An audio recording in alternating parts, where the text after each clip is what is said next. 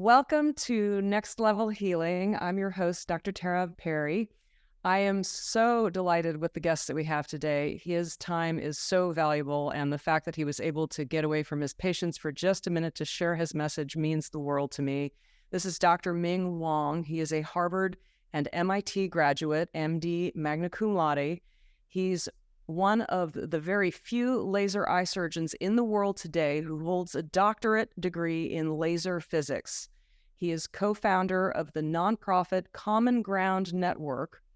The movie Sight that he has made is based on Dr. Wang's autobiography, From Darkness to Sight, which stars Greg Kinnear. As a teenager, Dr. Ming fought valiantly to escape China's Cultural Revolution, during which millions of innocent young people were deported to remote areas to face a life sentence of hard labor, poverty, and I believe near starvation, if I'm not incorrect about that. Dr. Ming came to America with only $50 in his pocket and earned 2 doctoral degrees. He also got a perfect score on his MCATs. He skipped 3 years of high school with the unbelievable support of his parents. His story is heroic beyond measure, and I'm so delighted to have him here. His 2 doctoral degrees are in laser physics and 1 in medicine. He graduated with the highest honors from Harvard Medical School and MIT. The Wang Foundation for Sight Restoration has helped patients from over 40 states in the U.S. and 55 different countries, all with sight restoration surgeries performed free of charge. Dr. Wang was named Kiwanis Nashvilleian of the Year for his lifelong dedication to helping blind orphan children from around the world. So grateful to have a piece of your time, Dr. Wang. Thank you for coming on and sharing your message. Thank you, Dr. Perry, for the honor and the opportunity to be on your Next Level Healing show. So I actually had the opportunity, because I've studied acupuncture and nutritional medicine. I went and lived in China 2 years after the Cultural Revolution. And it was really an eye-opener to realize I actually had teachers who escaped the Cultural Revolution as well. One of them shared with me stories of what it was like to be in a Chinese, basically internment slave labor camp. And when he told me of this, I thought, wow, I couldn't survive that. And he really looked me dead in the eyes and he says, yes, you would. It was a very sobering thought. Of what human beings can live through.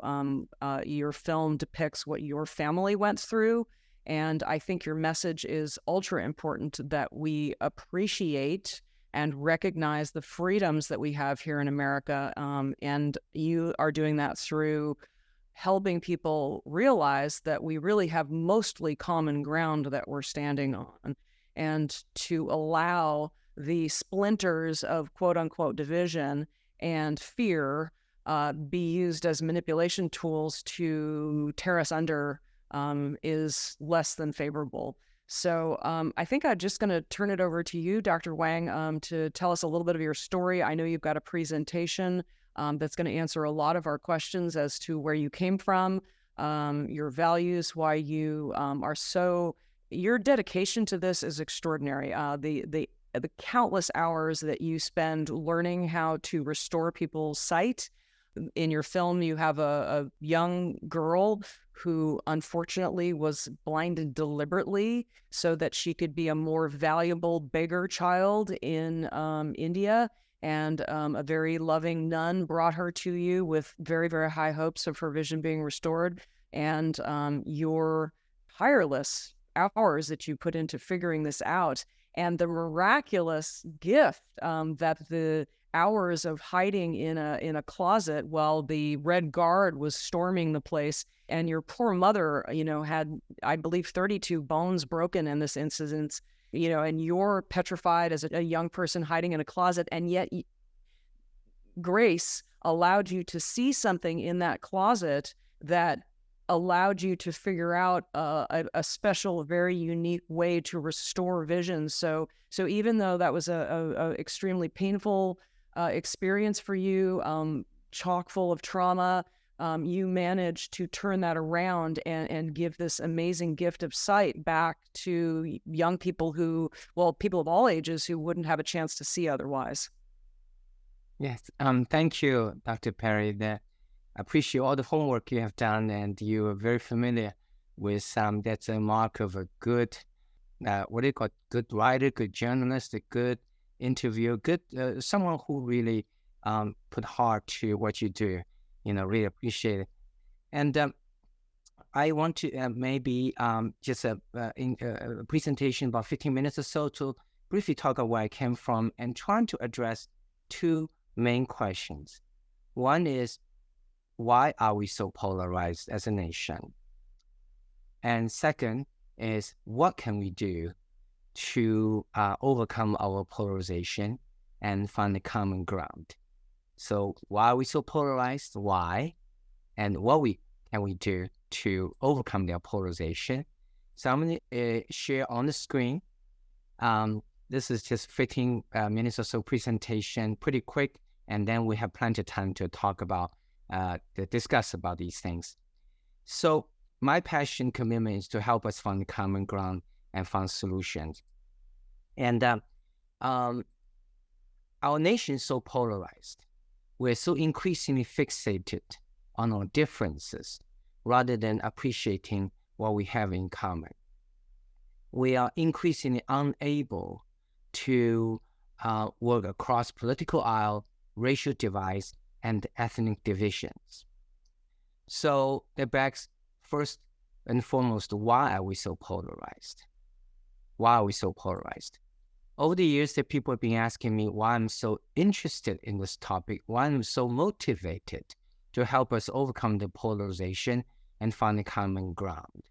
My answer is very simple. I'm so motivated to help us overcome the polarization is because I've been there, I've done that. I've suffered through an extreme form of polarization, which is dictatorship. So my message, my book, and also the movie Side, which will be released by Universal Studios on October 27th in theaters across the United States, is America, let's don't go there.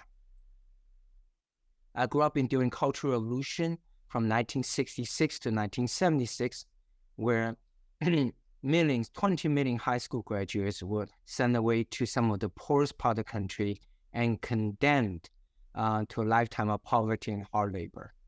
1974, I was 14. I finished my junior high, and I was looking forward to attending 10th grade and beyond when the deportation order came down to me as well. Just like 20 million others, I was going to be sent away to labor camp for life. In order to avoid the devastating fate of being sent away to labor camp, my parents found out that if I could play a music instrument, in this case a Chinese violin, erhu, or learn dance, I might be getting into government song and dance propaganda troop, therefore avoid being sent away to labor camp for life. Then that plan didn't work. Then I got lucky in 1976, the Cultural Revolution ended.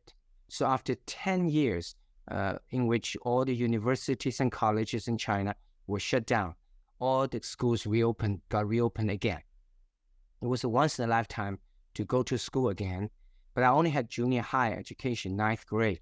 And my parents said, you got to go back to school tomorrow and go straight, jump ahead, 3 years ahead to the 12th grader and compete against other 12th graders for the college entrance exam, as only 1% of the 12th grader could get in that year, 1976, because there were 10 times more applicants that year because of backlog of all students who graduated from high school in all the 10 years prior to that, never got a chance to go to college. So I had to do the impossible, jump 3 years ahead overnight from 9 to 12, and then compete against other 12th graders for the 1% chance of getting to college.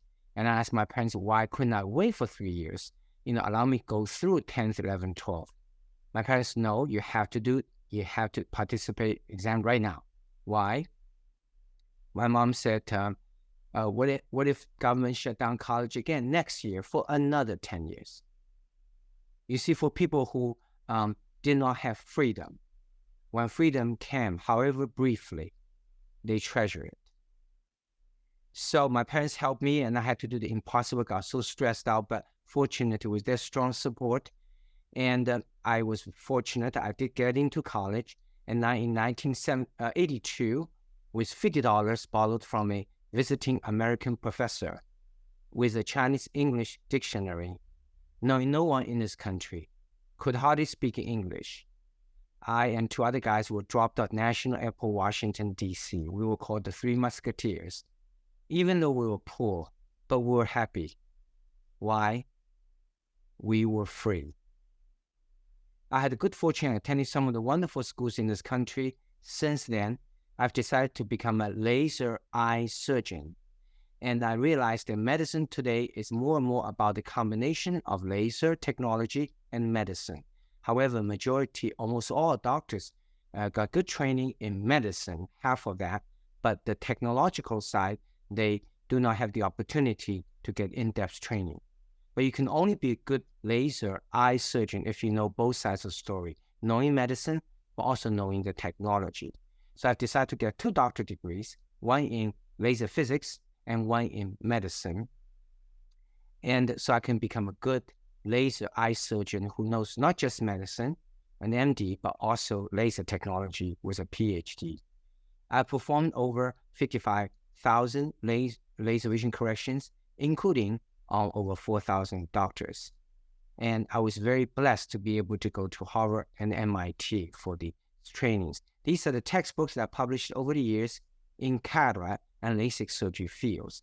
In particular, if you look in the right upper corner, surgical correction of presbyopia, that's the most exciting development in this field of laser vision correction, because we now can correct presbyopia or aging eyes now to get rid of reading glasses. The age of my patients span from 18 to 107. The Chinese violin I used to play during Cultural Revolution has truly become a hobby. And now even dancing and that I learned during Cultural Revolution to escape labor camp has become a hobby as well. About 25 years ago, I felt that as an immigrant who have benefited from the wonderful freedom that America has given me, the opportunity, I want to pay back. So I formed a nonprofit organization to focus on helping blind orphan children from around the world. With all the doctors, we donate our services. And I want to have a way to engage the public in this noble cause of restoring sight in blind orphan children. So what I decided to bring this cause of sight restoration for blind orphan children out of the clinic into the society at large, is to build a concept called the eyeball. That when you come to eyeball, which would be 800-900 people, all in tails, ball gowns, it was like throwback into 17th century Vienna. But the point is, when you see all the beautiful dancing, then remind all of us how precious human sight is, because without sight, we as human beings will miss a big part of our lives, and how much we need to help those who have lost sight. My story has been made into a book, From Darkness to Sight, and also a film, Sight, co-starring Greg Kinnear. October 27th, Friday, Universal Studios will release this film in theaters across the United States. The theme of the film is about freedom, it's about faith, and I myself a Christian, and it's also about common ground, respect for minority and immigrants. Here I would like to show you a little trailer of the film, Sight. And for the audience, you can turn up the volume of the computer a little bit so you can hear the sound better. I'm glad to help you see again. You said it was impossible. There he is, the good doctor. You're going to be on the cover of the Tennessee Herald tomorrow morning. You may get a date out of that. No, that picture. Very fun one. Our pro bono office got a call from India. A little girl, 6 years old. Apparently, street beggars make more money if they're legitimately blind, so the stepmother poured sulfuric acid in each of her eyes. I'm glad to help you see again. Good job. Is it true that multiple doctors declared your patient irreversibly blind? Yes, but I developed this new breakthrough technology. Here we go. Do you see the light? No. I can't see anything. I have this patient from India. She reminds me of some things in the past that I can't get over. The present is made possible by the past. A long time ago back in China, there was an uprising in my hometown. Many bad things happened. So we came to America. Yes. It's hard getting into medical school. Are you coming from China? Don't waste your time. You cannot change the past, man. Feel like I was stuck. Hello, doctor. This is Maria. We want to give her a chance to see again. I don't even know if I can perform surgery anymore. I do you not really need to just let go? I just don't want Maria to end up like John. Can only do our best. I'm with you, Ming. We can do this. I refuse to believe there is no purpose. I will be praying for you. The job is teaching you that there's more to life than what you see. We have to keep going, but You said it was impossible. can you see yourself, Maria? So pretty.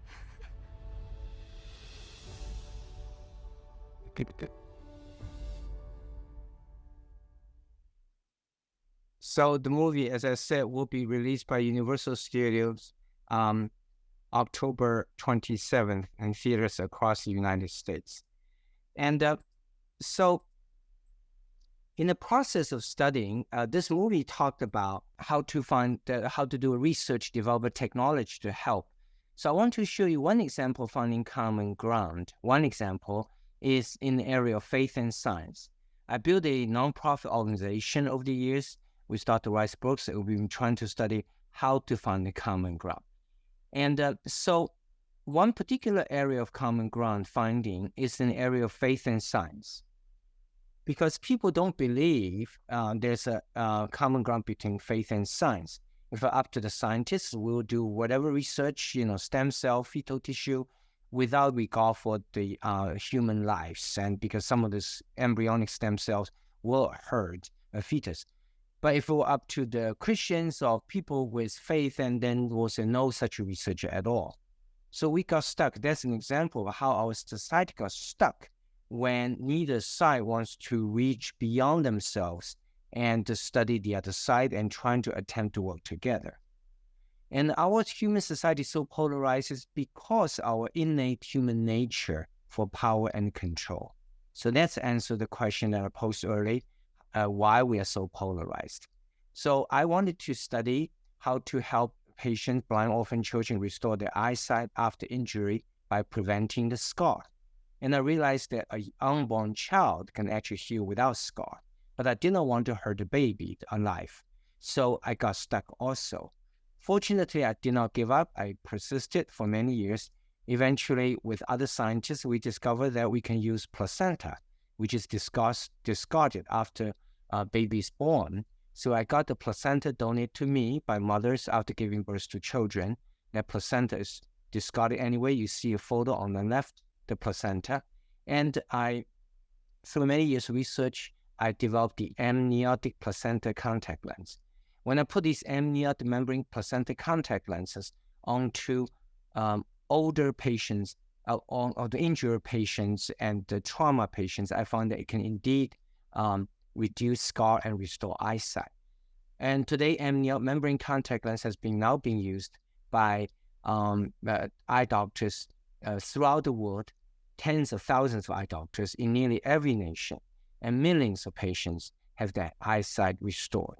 Not only this is a scientific achievement, but also to me, it means that science and faith can indeed work together. If somehow we can overcome our human nature for power and control, being more willing to come out of our little cocoon and reach out, see beyond ourselves, and based on our shared humanity, be more willing to work together despite our differences, we will be able to truly make progress in our human society.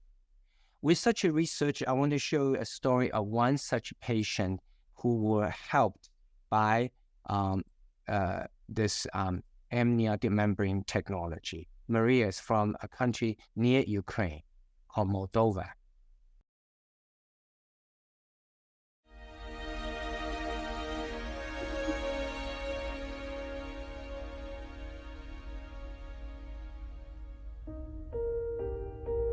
De la 7 ani am ajuns la școală și când am ajuns cu problemele de vedere, îmi părea că o să fie totul închis, nu o să am prieteni, dar totul s-a ales prin puterea lui Dumnezeu.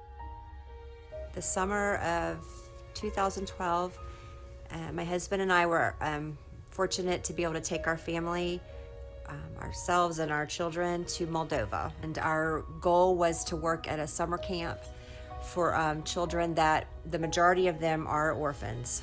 We walk into camp and all of a sudden there's this beautiful girl sitting there on a bench all by herself. She just looked so sad, so lonely, and her head was down and nobody was around her. And so I went up to her with a translator, and I said, hi, I introduced myself, and she told me that her name was Maria, but that's all, I could pretty much get out of her. She wouldn't look up at me, and I said, Maria, let me see your beautiful face. Let me see you. I want to see you. And she looked up at me. And it was then that I realized that she had something just terribly wrong with her eyesight. I could tell. A year after eyeball 2012, that when we first heard about Maria came to the United States and walked into our One Vision 3D cataract and LASIK center. We sat down and I plotted out the whole sight restoration surgical plan, and involved 10 different steps. Each of the steps can have two possible outcomes, success or failure. And we can only get to the next step if the previous step is perfect or is successful. I know that that's a very small possibility for humans, but God is powerful.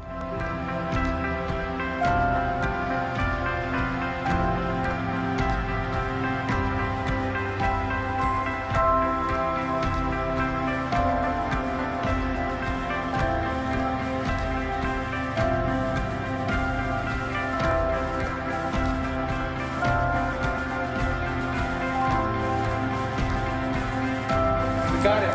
We got it.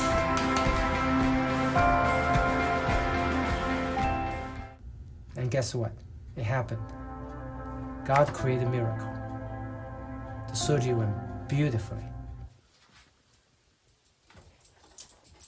I see Maria. He's, oh, careful.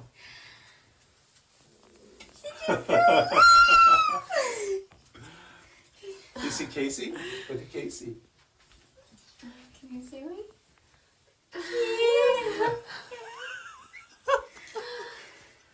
There's Maria. Look at her.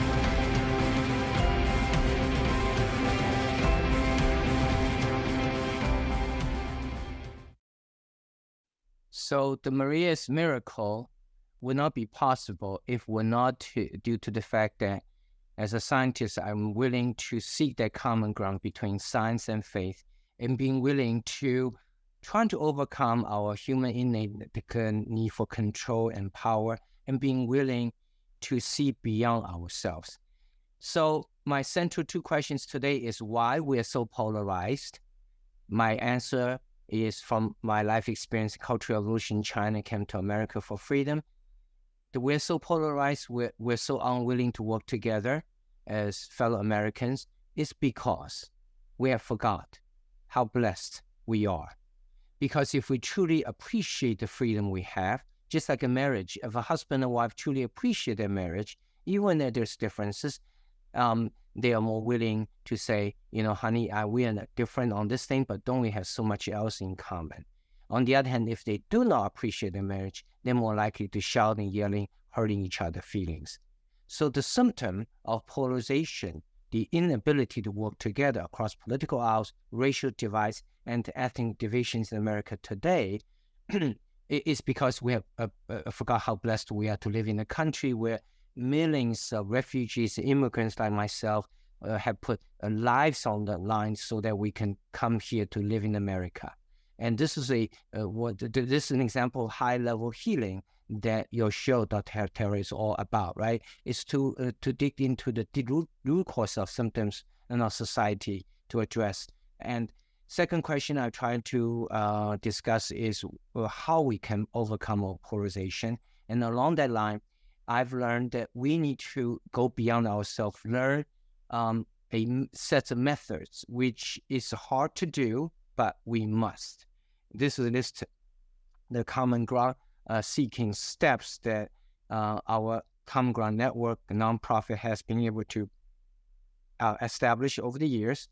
STEPS, S, you got to see the common ground. It's like husband and wife. If you have dispute, if you're unwilling to see what you have in common, whether it's across Democrats, Republican, across Black and white people, across East and West, then you never found the common ground. T, trade places. Over the years, I've learned that a simple truth as an ophthalmologist. If I want to, Dr. Tara say, help you solve your eye problem, then I have to trade places with you. I have to listen to you. I have to try to see through your eyes the rest of the world, because in this planet of 8 billion people, you're the only individual who is seeing through that pair of eyes of yours. So if I don't listen to you, I don't try to trade places with you to see the world through your eyes, I will never be able to solve your eye problem. So we got to speak the language of not the speaker, but the listener. Empathy, we tend to, when we meet different people with different opinions today, we tend to yell and shout, demonizing the other side. But instead, can we try, Dr. Rice books always talk about the SALT principle, SALT, when we meet someone who has different opinions. S, start a conversation. A, ask a question. L, listen. And then and only then talk. P, perseverance. If the right thing to do, you got to persist. And film sight, it's about that. And finally, put into action. Not just talking about it, but actually do it. We all say we love America, we love this country. But loving this country, loving the freedom that we have, is a lot more than just singing a national anthem. A lot more than that. It has to be manifested by an action that proves that we do love America. And that action, which is my central theme of my presentation today, is our willingness to work together despite our differences for the sake of this country. So finally, I just want to say again, the film will be released by the Universal Studios October 27th in theaters across the United States. I would like to invite everyone to go to support this film, and then therefore we send a message to Hollywood and America that there are people in America, we do care about freedom, faith, and we do care about the spirit of America that defines our country, is that we're a country that people are willing to seek common ground, willing to love each other despite the difference, willing to work together across our differences for the sake of America. Very nice, Dr. Wang. Thank you so much. I think that those that don't learn from the past are condemned to repeat it. And I think we all have so much to learn from people who have lived through so much hardship and totalitarianism, government control. I know my father was at the Nuremberg trials, and they asked Goebbels, who was Hitler's right-hand man, how did you get the German people to do what, you wanted them to do? And he shrugged and he said, it was easy. You just scare them. So when people are frightened, I think they are more easily manipulated into believing things that they wouldn't otherwise believe. There's been some amazing studies done on that. There's the Milgram experiment, which I'm sure you're familiar with, where one study participant was asked to shock somebody on the other side of a wall. And the stunning thing is the person telling him to do the shocking was not even identified as a doctor. He was just wearing a white coat. The participant was just being paid some nominal amount of money, $5 an hour to participate. And all it took was the person in authority to say, it's okay, I take full responsibility, to turn the shock way up into the danger zone. So I think it's important for us to understand human behavior. My father made me very aware of a book called The Extraordinary Popular Delusions and Madness of Crowds. And it's very important, like you're saying, Dr. Wang, for us to get very sober and realize that our freedom is precious and that we have much more in common than we do differences, and to celebrate that, because it's such a gift to have those, and people like you know what it's like to lose them, and the rest of us have so much to benefit from that wisdom. Because again, things tend to happen in cycles, and once you see those patterns starting to repeat, it's so important to gain the wisdom of people who have lived through such difficult times. And your movie is a huge inspiration. I really encourage people to see it, to get a taste of what that time was like. I shared office in Beverly Hills with a man who was a leading internist at Cedars-Sinai, and his parents also had, if you had anything during that time period, whether it was an education, property, whatever, your life was very much in danger. You were targeted as the bad thing, the bad element of society, and so therefore you needed to be downtrodden, shamed, have everything taken away from you, educational opportunities, your property. And so his parents actually escaped from China underneath the floorboards of a boat when they came to America, and they also had nothing. And again, when you have nothing and you are given freedom, which is a precious, precious gift, you treasure it and you work really, really hard. The effort that you put in, Dr. Wang, to skipping 3 grade levels as a young person and having the wisdom of your parents to say, look, you have to act now. This opportunity might not come again. And then to end up being so phenomenal, I cannot even imagine the focus and the energy that you put into your studies to end up getting a perfect score on your MCATs and overcoming racism and at first being told, don't even try to apply to a school here in America, because at that time, apparently it was rather difficult. It obviously isn't today, but you blazed that trail. And because of your perfect scores, you were able to go to any school in America that you wanted to.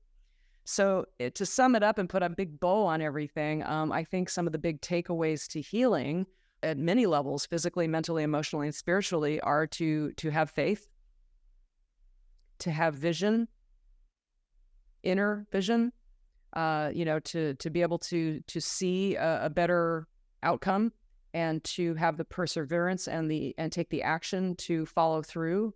When I'm working with people who are overcoming trauma, it's scary. There's internal triggers that make you want to go back to the bad behaviors. And it takes vision and courage to march and walk a path to the vision of seeing people talking, building bridges across what appears to be barriers to communication, to cooperation, because truly at the end of the day, what we have is so precious. We want to guard that and to honor it and celebrate it. And, you're out dancing, you even play the instrument. I hope you're for this time period, Dr. Wang's schedule is so crazy busy, but he is offering screenings at his facility. He so generously offers pizza and wine and plays this amazing instrument that he had to play as a child to just survive and not be sent away to a lifetime of slave labor. So, what would you like to add to this picture as we start to put a bow on this and sum it up for the hour? I would like to add this in the context of what you do, Dr. Perry, that it's a next level healing, right? And Sight, the film, it's about vision. It's, as you said, the inner vision. It's about seeing beyond. I'm holding a book is my past doctoral books, and I wrote about seeing beyond, summarizing the story, the key lines, and also the messages from the film side. It's about seeing beyond 5 things that demonstrate through actual stories in the movie. First is seeing beyond our pain. And if we are stuck in our pain and that we cannot see beyond, and our life suffers. In the film, the seeing beyond pain is powerfully demonstrated by this 5-year-old Indian child, Kajol, who's intentionally blinded as such, and how she could see beyond her pain and move on, and also not only move on and find space in her heart to love others. Second, seeing beyond is seeing beyond our circumstance. And in the movie, this was powerfully demonstrated by my parents. Despite the poverty, somehow they saw beyond the circumstance and believed could be better tomorrow. So they insisted me studying hard, even though we didn't have enough to eat. Without my parents, I would not have today. That's why I dedicate this film Sight to my father. Third, seeing beyond is seeing beyond ourselves. Very often, as you know, that in your next level healing teaching and therapies, that if people are too confined to themselves, life is all about me, that cannot see beyond oneself, we end up suffering also. And in this movie, as you alluded to early, that I have tried to overcome that and trying to see there's a bigger picture in life. And even though there was suffering during Cultural Revolution, but even that suffering when Red God came to raid the university, destroying everything, there's a purpose. I can see beyond that, and to, in fact, inspired by their suffering and the perseverance, being able to come up with new solution now to help more patients. Number 4, seeing beyond our own culture. I think we are so polarized today because many times we could not see beyond our own culture, ethnicity, and race. If we could do that, we will bring so much more willing to work together. And finally, is seeing beyond our polarization. That the story of immigrant and the minority who came to this country with nothing is to show that America is a country that worth all of us to see beyond our own polarization and to try to come together. And so the movie Sight is about these 5 seeing beyond our pain, circumstance, ourselves, our own culture, and our polarization, and which is a perfect example for your show today about the next level healing, that is to see beyond. I would love to just chime in because there's a portion in your movie that really brings tears to your eyes. The little girl that you so valiantly wanted to restore her sight, and her depth of trauma, having the acid intentionally poured in her eyes as a child, was just so deep that it wasn't responsive to this incredibly cutting-edge therapy. But there was, again, that beautiful twist of grace where you ended up seeing through her, because she was such a loving child. Even though she didn't get her sight back, she found deep, deep, deep happiness in community, inspiring other children. Yes. And when you saw that, you were so moved because you felt like you had been a failure for not being able to deliver what you wanted. But then you realized she already had the gift of true inner vision and freedom within her own heart, because she was connecting and sharing love and giving, even without physically being able to see. So that was so beautiful. Yes, seeing beyond ourselves. And then I just wanted to also add that we do, when things seem like they're not going our way, when we experience fear, there's another study that's really important, the ASH study, which you might be familiar with, where there's a test subject, and the test subject is unwittingly, unknowing to them, surrounded by study participants, and they're looking at lines, and they're choosing which line is the middle length line. The very obvious answer, but after the first one, they all agree. The second one, they all agree. I don't know, the third or fourth one comes along, and all the other subjects that are the other participants that are in on it start saying, well, another line is the middle line, not, even though it's so obvious that this is the middle line, the other one starts saying, well, no, this is the middle line. This is the one. And so when the real subject is subject to the others seeing something that isn't true and reporting something that isn't true, but he thinks that they're reporting what they think is true, he'll start changing his or her answer, because even though he knows what he's seeing and reporting back is wrong, he doesn't want to be outside of what everybody else is saying. So that's just a very clear, so he starts saying the wrong answer, even though he can fully see that it's the wrong answer. And that's just a very clear example that humans, when we're in fear, we want to get along. We don't want to say what we know in our hearts is the right answer, even though we may very clearly feel it, see it, know it in our hearts. But if everybody else is acting other than that, we will get pulled and go along, like sheep, unfortunately.